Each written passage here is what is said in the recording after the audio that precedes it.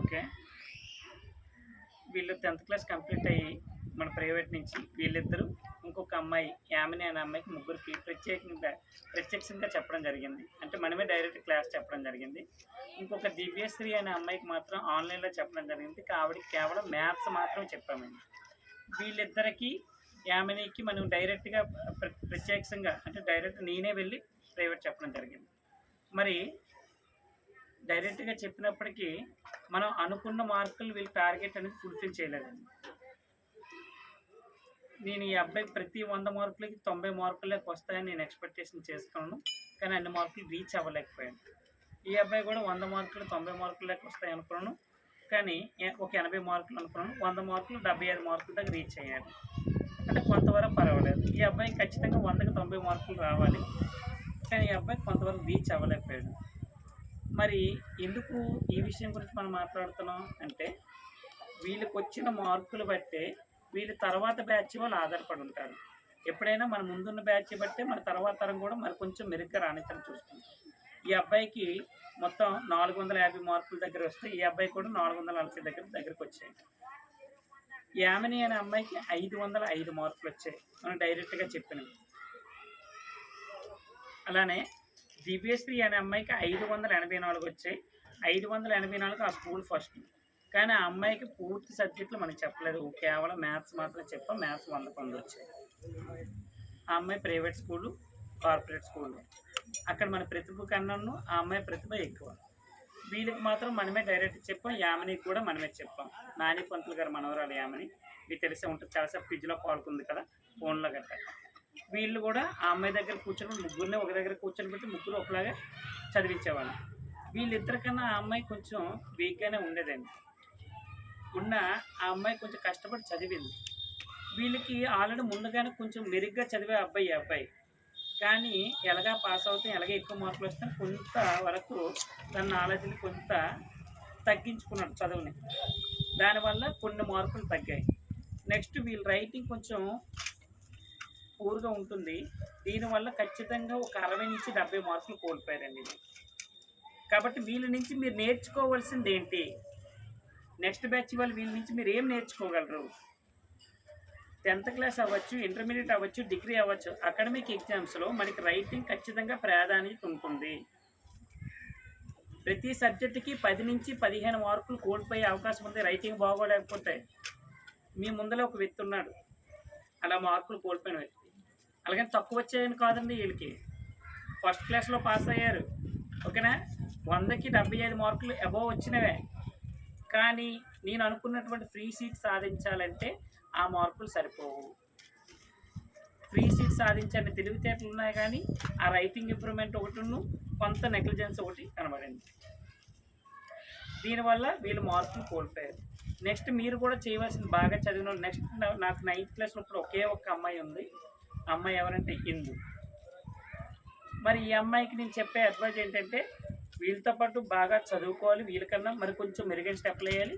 Writing improvement కూడా చేయాలి. Writing improvement చేస్తే ఒక 60 నుంచి 70 మార్కులు ఖచ్చితంగా కలుస్తాయి. రవి రైటింగ్ ఎన్నిసార్లు చూపించాలి మీకు ఎలా ఉంటాయో, అక్షరాలు మొత్తం ఎలా ఉంటాయి అస్సలు. కాబట్టి మన అక్కడ మెరుగైన స్టెప్లు వేయాలి. అలాగని వీళ్ళు తక్కువ వచ్చాయని కాదమ్మా, వీళ్ళు ఫస్ట్ క్లాస్లోనే పాస్ అయ్యారు. నేను అనుకున్న మార్కులు టార్గెట్ రీచ్ అవ్వలేదు. ఓకే, అలాగని మీరు బాధపడాల్సిన అవసరం లేదు. నేను మీకు ఏం చెప్పాలనుకుంటున్నానంటే 10th ఎలాగోకలాగా అయిపోయింది. నెక్స్ట్ ఇంటర్మీడియట్ ఉంది. మరి ఇంటర్మీడియట్లో కూడా ఇప్పుడు చేసిన తప్పులు మీరు సరిదిద్దుకోవాలి. మరి ఎలా సరిదిద్దుకోవాలి మీరు అంటే, ఒకటి హ్యాండ్ రైటింగ్ ఇంప్రూవ్మెంట్ చేసుకోవాలి. ఇంటర్మీడియట్లో అయినా చేతిరాతని బాగా ఇంప్రూవ్మెంట్ చేసుకోవాలి. ఇద్దరు అర్థమవుతుందా? ఈ చేతిరాత ఇంప్రూవ్మెంట్ చేసుకుంటూ స్టడీస్ మీద ఇంకొంచెం కాన్సన్ట్రేట్ చేయాలి. ఇక్కడ ఎలాగోకలాగా మనం అనుకున్న మార్క్స్ రీచ్ అవ్వలేకపోయాం. ఇంటర్మీడియట్లో కూడా మంచిగా చదువుకుంటే ఎంసెట్ అనేది ఇంటర్ అయిపోయాక ఉంటుంది. బీటెక్ ఇంజనీరింగ్ చేయడానికి అందులో ఫ్రీ సీట్ సంపాదించుకోవాలి. ఫ్రీ సీట్ సంపాదించుకుంటేనే మీ ఇంటికాడ ఉన్న ఆర్థిక పరిస్థితులు అంతంత మాత్రాన్నే. ఎవరు కూడా ఇంజనీరింగ్ సీట్ను కొనుక్కోలేరమ్మా. ఈ 2 ఫ్యామిలీలు అలాంటివే. ఇప్పుడు మన ఊళ్ళో చాలామంది ఉన్నారు. ఇక్కడ 25 లక్షలు 30 లక్షలు కట్టుకున్న చాలామంది ఉన్నారు. మొన్న మరి అన్నేసి లక్షలు మీ నాన్నగారు అవ్వచ్చు కానీ కట్టలేరు. 20 లక్షలు వచ్చు, 30 లక్షలు అవ్వచ్చు. కట్టగలరా? కట్టలేరు. కాబట్టి మీరేం చేయాలి? ఇప్పుడు నుంచే మరికొంత మెరుగ్గా చదువుకోవాలి. ఇంటర్మీడియట్లో ఎక్కడ జాయిన్ అయినను అక్కడ వచ్చిన ఆన్సర్లు కంటెస్ట్లో పెట్టకుండా కాన్సెప్ట్ వైజ్గా వెళ్ళండి. ఆ కాన్సెప్ట్ వైజ్గా వెళ్తూ అక్కడ ఉన్న టెక్స్ట్ బుక్ని రిఫర్ చేస్తూ ఆ మేషాల గైడెన్స్ తీసుకుంటూ ఎంసెట్కి ఇప్పటి నుంచే ఒక సైడ్ నుంచి ప్రిపేర్ అవ్వడం మొదలుపెట్టండి. నీకు ఇక్కడ టార్గెట్ మిస్ అయింది ఎలాగోకలాగా, కానీ నువ్వు అనుకున్న టార్గెట్ మరి అక్కడ మిస్ అవ్వకూడదు. ఇదే మీకు ఫైనల్. మన ప్రైవేట్ కూడా ఆ విధంగా పేర్చాలి. ఫస్ట్ టైం మీకు అక్కడ కూడా ఫ్రీ సీట్ వచ్చేటట్టు ప్రయత్నించాలి. మీకు ఖచ్చితంగా వస్తాయి. మీకు రైటింగ్ ఇంప్రూవ్మెంట్ బాగోదేమో కానీ మీ అంత నాలెడ్జబుల్ నువ్వు. చాలామందికి 550 వచ్చినా వాళ్ళ మీద మెరుగైన మార్కులు నీకు రావాలి, కానీ ఈసారికి రాలేదు. ఏదో చిన్న పొరపాటు. అలాగనేసి నువ్వు బాధపడాల్సిన అవసరం లేదు. అంతకుముందే చెప్పాను. అయితే ఇప్పుడు దీన్ని డిప్రెషన్లో పెట్టుకొని మీరు చదవకపోవడం ఉండాల్సిన అవసరం లేదు. ఇంటర్మీడియట్లో మనకు అవకాశం ఉంది కాబట్టి అవకాశం సద్వినియోగం చేసుకోవాలి.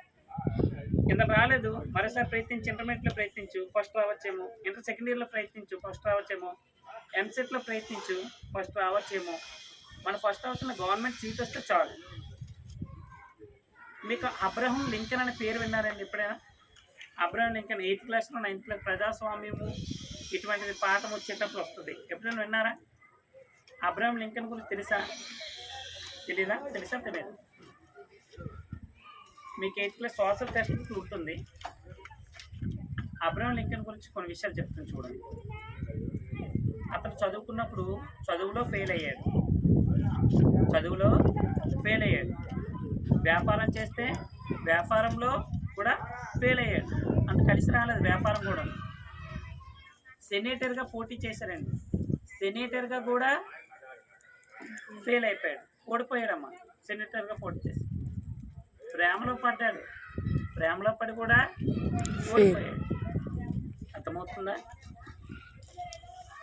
కానీ ఆఖరికి అమెరికా దేశం తెలుసా? అమెరికా దేశం యొక్క అధ్యక్షుడు అయ్యాడు అతను. అమెరికా దేశం అధ్యక్షుడు అయ్యి ఈ ప్రపంచం ఉన్నంతకాలం గుర్తుంచుకునే విధంగా బానిస వ్యవస్థను రద్దు చేశాడమ్మా. ప్రపంచం ఉన్నంతకాలం గుర్తుంచుకునే విధంగా. ఎన్నోసార్లు ఓడిపోయి ఉండొచ్చు, కానీ అతను పట్టు విడిపు వదలలేదు. అలా ట్రై చేస్తూనే ఉన్నాడు. ప్రపంచం మొత్తం అతను గుర్తుపెట్టుకుంటుంది. ఏ పేరు అతని పేరు? Abraham Lincoln. అలా మీరు కూడా ప్రయత్నిస్తూ ఉండాలి. అర్థమవుతుందా? ఒక్కసారి ఆగిపోతున్నాం కాదు, ఈ ఒక్కసారి పడ్డారు. మీకు స్వామి వివేకానంద తెలుసు కదా? అతను కొటేషన్ ఉంటుంది. సముద్ర కెరటం గురించి చెప్తూ అతను ఒక మాట అంటారనమాట. నాకు కెరటం అంటే ఆదర్శం. కెరటాన్ని చూసి నాకు ఆదర్శం ఉంది. ఎందుకంటే కెరటం ఇలా ఎగిసి కింద పడుతుందా లేదా? ఓకేనా? ఇలాగే కదా పడుతుంది. కెరటం అంటే నాకు ఆదర్శం. ఎందుకంటే ఎగిసి పడుతుందని కాదు, పడినా మళ్ళీ లేస్తుందని. ఒకసారి మీరు పడ్డారు 10th క్లాస్లో, మనం అనుకున్న టార్గెట్ రీచ్ అవ్వలేదు, కావాల్సిన ఫ్రీ సీట్ రాలేదు. అయినప్పటికీ ఏం చేయాలి? ఇప్పుడు మీరు అదే కెరటం వలె ఈ పడిన కెరటం మరికొంత ఉధృతంగా ఎగిస్తే ఎలా ఉంటుందో మీరు చూపించాలి. ఇంటర్మీడియట్లో చూపిస్తారా నువ్వు? ఓకే. వివేకానందని అటువంటి కొటేషన్స్ అవ్వచ్చు. ఓకేనా? మీరు అవన్నీ మనసులో పెట్టుకొని బాగా చదివితేనే మన ట్యూషన్కి అవ్వచ్చు, ఇంక దేనికని పేరు. మీకు సబ్జెక్ట్ ఉంది, ఆ విషయం నాకు తెలుసు. మీరు క్వశ్చన్లు కంటెస్ట్గా పెట్టు, దాన్ని అనలిటికల్గా ఆలోచిస్తారని తెలుసు. ఎందుకంటే నా వే ఆఫ్ టీచింగ్ నాకు తెలుసు, మీరు ఎలా చదువుతారో తెలుసు. మీకు ఎక్కడ లోపం ఉందో కూడా నేను చెప్పాలి. కాబట్టి ఒకటి హ్యాండ్ రైటింగ్, రెండోది నెగ్లిజెన్సీ కూడా చేశారు. ఎలాగా పాస్ అయిపోతున్నాయి, ఎలాగా ఫస్ట్ క్లాస్ మార్కులు వస్తాయి అనేది. ఆ రెండు మీరు మైనస్లు కవర్ చేస్తే ఖచ్చితంగా సక్సెస్ అవుతారు. అర్థమవుతుందా చెప్పింది? ఎప్పుడైనా ప్రయత్నించాలి. ఈసారి అవ్వలేదు, నెక్స్ట్ టైం. ఇప్పుడు నాకు నవోదయ సీట్ ఫస్ట్ ఇయర్ రాలేదు. రిషి వాళ్ళు బాగా దగ్గరికి వెళ్ళారు. కానీ ఏమైంది? అక్షమా నెక్స్ట్ ఇయర్ రీచ్ అయ్యేమేంటి? మనం నవోదయ సీట్ రీచ్ అవ్వలేదు. నెక్స్ట్ ఇయర్ నీ వచ్చింది. దీపు దగ్గరికి మరి కొంచెం మనం మెరుగ్గా చెప్పాలని నాకు తెలిసింది. ఎక్కడ ఫెయిల్ అయ్యారు వాళ్ళు? అర్థమెటిక్‌లో కొన్ని లెక్కలు చేయలేకపోయారు. కాబట్టి ఇప్పుడు ఏం చేస్తా నేను? అర్థమెటిక్‌లో లెక్కల మీద ఎక్కువ ఫోకస్ పెడుతున్నాను ఆళ్ళ మీద. ఒక్క 3 మార్కులు ఎక్స్‌ట్రా వస్తే నీ మీద దీపుకి సీట్ వచ్చింది. కాబట్టి ఈ ఇయర్ అర్థమెటిక్ మీద ఎక్కువ మార్కులు నేను ఫోకస్ చేస్తున్నాను దీపు వాళ్ళకి. అర్థమవుతుందా? ఆ ప్రయత్నం. మీకు ఇంతకుముందు రైట్ సోదరుల గురించి చెప్పాను గుర్తుందా? రైట్ సోదరులు ఏం కనిపెట్టారు? ఏం కనిపెట్టారు? విమానం. రైట్ సోదరులు కనిపెట్టింది విమానం. యాక్చువల్‌గా విమానం కనుగొనేటప్పుడు ఆ చుట్టుపక్కల ప్రజలు ఉన్నారు. వాళ్ళు అంటున్నారనమాట. ఏమని అంటున్నారంటే, ఆకాశంలోకి ఎగిరేది కనిపెట్టడం ఏంటి? మనిషి అనేవాడు గాలిలోకి ఎగరడం ఏంటి? ఇదంతా అయ్యే పనేనా? ఏంటి అనేసి పక్కనున్న ప్రజలందరూ అనుకుంటున్నారు. కానీ రైట్ సోదరులు తన ప్రయత్నాలు చేస్తూ ఉన్నారు. ప్రయత్నాలు చేసి ప్రతిసారి విఫలమవుతున్నారు. ఎప్పుడు సక్సెస్ అవ్వలేదు. ప్రయత్నించడం, ఫెయిల్ అవ్వడం. ప్రయత్నించడం, ఫెయిల్ అవ్వడం. ఒకరోజు వీళ్ళు తయారు చేసినటువంటి విమానం ఇలా ఎగిరింది. ఎగిరి ఒక్కసారి పడిపోయింది అంతే. పక్కనున్న ప్రజలందరూ వీళ్ళకి ఎన్నిసార్లు చెప్పినా వీళ్ళకి పిచ్చిలాగా ఉంది అది దాని. ఈ ఎగిరింది ఒక్కసారి పడింది కదా, ఈ రైట్ సోదరులు వీళ్ళిద్దరు అన్నదమ్ములు ఉన్నారు కదా, ఒక్కసారి ఎగిరి పడగానే ఒకరినొకరు కౌగిలించుకొని ఆనందపడుతూ